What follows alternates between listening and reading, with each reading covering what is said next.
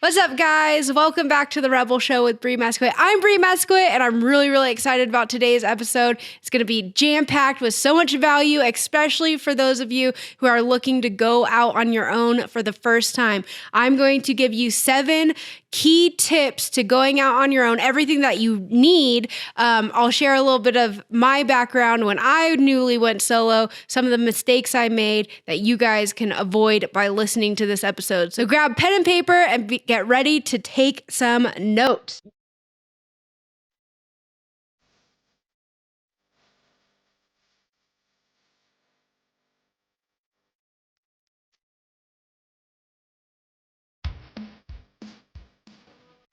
First things when starting your own aesthetics business, and honestly, this can apply to any business that you're starting. One of the first things you need, and what I wish I would have done from the very beginning, is registering your business as an LLC. So let me go over real quick, like what an LLC is and why you want to be registered as an LLC versus a sole proprietor. So sole proprietor, everything is on you as an individual. So in the case of being sued or something happening with your business, they can actually come after you personally and all your personal assets. So that's why it's a little bit scary to be operating as a sole proprietor, especially when you're providing services to clients. So I really recommend forming an LLC. This is something that you can do on your own, or you can hire someone to do as well. But it is fairly simple to do yourself. So forming an LLC stands for Limited Liability Company. So with that, you are creating your business as its own entity. So if someone comes along, if something happens and you are sued, then they are going after business assets rather than personal assets. So some of the personal assets are like your home, your car, things like that. So you absolutely do not want anyone to be able to come after your personal assets. We really want to create that separate entity. So that's the first thing. I did operate as a sole proprietor for probably my first 3 years in business, and then we finally switched over to an LLC. So highly recommend reaching out to Adriana with Budget B Financial. She'll be linked in the caption or description below, but make sure to check her out if you want help with registering your business and forming your LLC. It sounds like really complicated, but I promise you it's not. And it's something, like I said, I wish I would have done from the beginning. So that's going to be step number 1, is creating your LLC. Second is you need a business bank account. So this is going to be like so important when it comes to your bookkeeping and just keeping everything in line and organized, especially when it comes to tax season, which I know we all hate and dread, but this will make it so much easier. I want to help set you guys up on the right foundation from the very beginning. So these are all the steps to do that. So business bank account. Now, which bank should you go with? So usually like a credit union, a local like credit union could be your best option. Personally, I I bank with Bank of America just because I've been with them for so long. And also we do have some family background and history with them. My grandma actually worked her way up to being VP of Bank of America, which is so wild to me. She started off as a teller. That was a past podcast episode you can go back and listen to. But forming a business bank account is going to be really important. And you'll need to have that LLC formed before you go and get your account. Also, you will need an EIN number. So I actually just thought of this. I didn't have this in my notes. EIN number is going to be really important too. And that's super easy to do online yourself. Instead of, that will be like your tax ID number. So for now, if you've been a sole proprietor, come tax season, you've just been giving your social security number. Now with the EIN, that's going to be like your business tax ID number. So you'll need that as well. That's also something Adriana can help you guys with, but super easy. You can literally do it yourself in under like 10 minutes online. Just literally Google, how do I obtain a EIN number? So, and then make sure you keep, okay, this is something I'm actually dealing with right now because I did not file away the confirmation letter. So now I've been having to wake up and try to call the IRS before the influx of calls come in to get a copy copy of that because I need it for running some like Google ads and things like that. And they're asking for that confirmation letter. It has been an absolute pain in the butt to try to obtain that. I have not been able to get through to the IRS. So do yourself a favor, make sure that you file that away somewhere safely. I would both print it out and then also make sure you have it saved on your computer and it will be emailed to you. So maybe create a separate folder in your email to store all this important business stuff. Me trying now to backtrack and organize all my business stuff has been like an absolute nightmare. So I really wish I would have been a little bit more organized from the beginning. So just a little side note on that, you'll want to have your EIN. Then you're going to go to the bank and then you'll give them your LLC information. So just the name of your LLC and then also your EIN number. So that's what you'll need to go to the bank. All right. Number 3 is going to be a way to process money. So you guys have so many different systems that you can use now. Square, or even a lot of our booking apps have the ability to process payments as well. So that's going to be number 3. You need a way to collect some money and get paid for your services. All right, next is going to be a way to communicate. Now, this seems super simple, but it's just facts. It's what you need. So you can either have an email, phone. Obviously, we all have phones nowadays. Now, if you want to create a business phone number because you don't want to have to use your personal, another thing I wish I would have done from the very beginning, I've literally had this same phone number since 8th grade. Like I've only had the same phone number. I've never changed. And it's like very special to me now because it's area code 714 and they don't even give those out anymore. So I'm like holding on to it. But I have to say, I have the most random phone calls sometimes. My number's floating out there on the internet, and I get some weird calls. So I wish I would have created a business number from the very beginning. And the way to do that is you can use an app called Grasshopper. So now we have a business number, and I was so happy I was able to claim 1-844 Rebel Wax. That is our business number.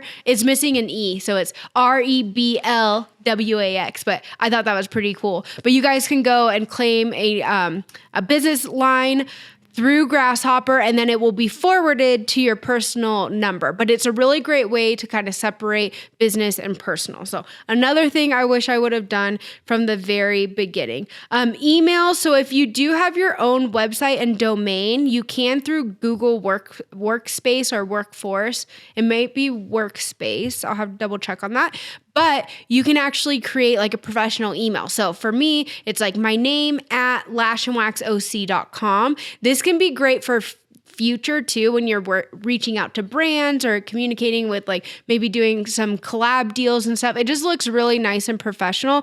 But either way, you can just go ahead and claim a free Google Gmail account or whoever you prefer to use. But make sure to keep it professional. You don't want to do like I don't know, Beach Babe 2019 at whatever. Like we want to keep it professional. So it's usually best just to use your name or maybe your business name. Okay, number 5 is you're going to need to have your state license. So whether you're an esthetician, cosmetologist, you need to have your state license and you need to have it displayed in your workspace. Super, super important, okay? If state board comes through and you don't have that on display, you can get fined. Another thing when it comes to your state license, so this varies state by state. So it's really, really important that you guys check in with your state and their regulations. I know here in Oregon, you need an independent contractor's license as well. So make sure you're double checking on that. That's something new to me being here in Oregon and California. That was not something that we were required to have. So make sure that you're double checking with your state. Your school should be able to provide some guidance on that. Or if they didn't, you can also call your state board or even check their website. And hopefully they'll have some information for you there. Also, another great resource is to join some local aesthetics or cosmetologist or beauty industry Facebook groups. I really like joining. So like here we have an Oregon aesthetics Facebook group. So maybe find one for your state too. And you can get some guidance from other girls as well. If there's any of these extra little things that I'm not mentioning, because it's a state by state thing. So another thing just to think about. All right. Number 6 is going to be city business license. Okay. I've learned so much through this. I've made many mistakes. So first of all, the first thing you're going to do when you're looking looking for a location is you want to go to that city hall. So say, so I'm from Huntington, so we'll use Huntington Beach as an example. If I were renting a room or a suite within Huntington Beach, then I would go to Huntington Beach City Hall.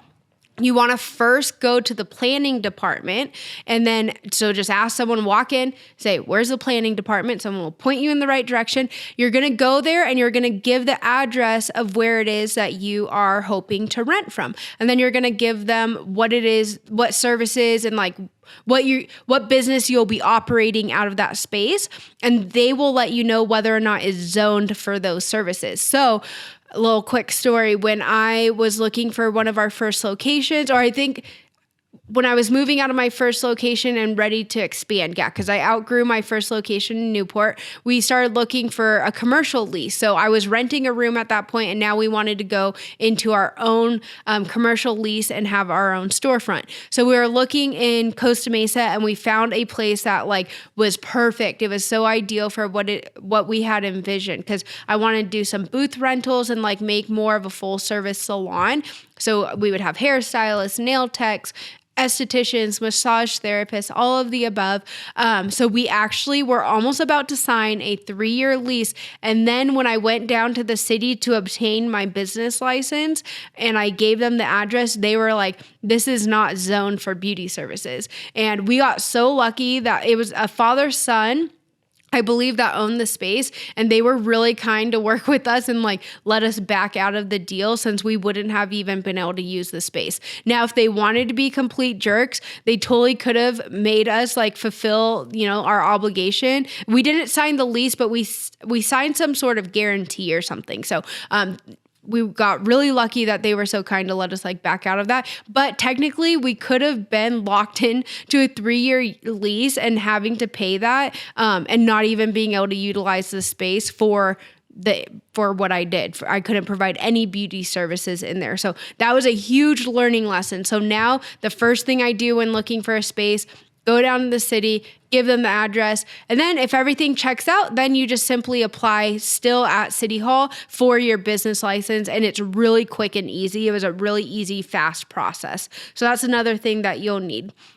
Number 7 is going to be insurance. So this is your final thing. And these are just the super basics of what you need to like legally get started and start your business. So insurance. So personally, I use Associated Skincare Professionals. I've been a member with them for, I want to say 10, 11 plus years. It might even be longer than that. I've sent hundreds of referrals their way, and everyone's been super happy with them. They're great. They have tons of free resources. They actually have a podcast as well. So they'll have different educational content, especially they'll dive really deep into like ingredients and skincare, and they have so many free resources. They also provide my waivers and everything as well. So it's really nice. They do have a free website builder, which I did utilize when I was new.